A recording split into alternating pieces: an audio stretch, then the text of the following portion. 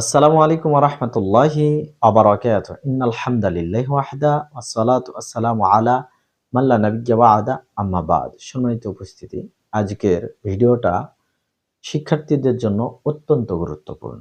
কেননা আমরা আলোচনা করছি জ্ঞান অর্জনের পূর্ণাঙ্গ রোড ম্যাপ সম্বন্ধে, যা বর্ণনা করেছেন সুফিয়ান সাওরী রাহিমাহুল্লাহ, যার জন্ম ৯৭ হিজরিতে, মৃত্যু ১৬১ হিজরিতে। আসুন তিনি বলেন, আউয়ালুল ইলমি সামতু, এলেমের প্রথম স্তর হচ্ছে চুপ থাকা।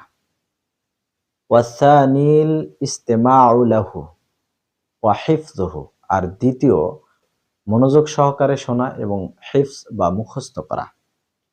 ওয়াসালিসুল আমালু বিহ, আর তৃতীয় সেই জ্ঞান অনুযায়ী, সেই এলেম অনুযায়ী আমল সম্পাদন করা।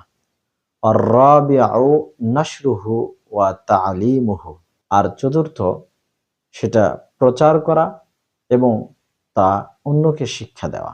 সম্মানিত উপস্থিতি, এই ৪ স্তর এলেম অর্জনের রোড ম্যাপ। আসুন প্রথমে চুপ থেকে মনোযোগ সহকারে শুনে মুখস্থ করি, হিফজ করি, এরপর সে অনুযায়ী আমল সম্পাদন করি, আর তারপরে তা প্রচার করি এবং অন্যকেও তা শিক্ষা দেই। আল্লাহ তাআলা এই রোড ম্যাপ ফলো করে এলেম অর্জনে তৌফিক দান করুন, আমিন। ওয়া আখিরু দাওয়ানা আনিল হামদুলিল্লাহি রাব্বিল আলামিন।